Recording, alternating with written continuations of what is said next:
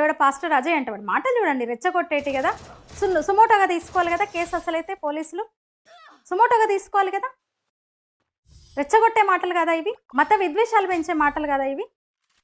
అంటే ఈ దేశం పట్టదు, ఈ నేల మీద వేల ఏళ్ల నాడే పురుడు పోసుకున్న ఈ ధర్మం పట్టదు మీకు. మా పురాణాలను అవహేళన చేస్తారు, మళ్ళీ మేము ఒకటే అంటారు, మా మీద యుద్ధం ప్రకటిస్తారు.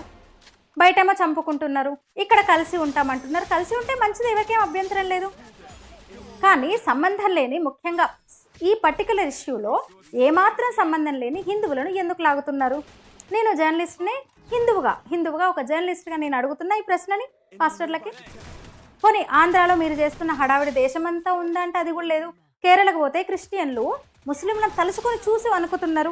బిషప్పులు, పాస్టర్లు, ఫాదర్లు బయటకు వచ్చి పబ్లిక్గా చెప్తున్నారు, లవ్ జిహాద్ నడుస్తుంది ఇక్కడ, మా కిరస్తానీ అమ్మాయిలను ప్రలోభ పెట్టి తీసుకెళ్తున్నారని మొత్తుకుంటున్నారు అక్కడ కేరళ క్రిస్టియన్లు.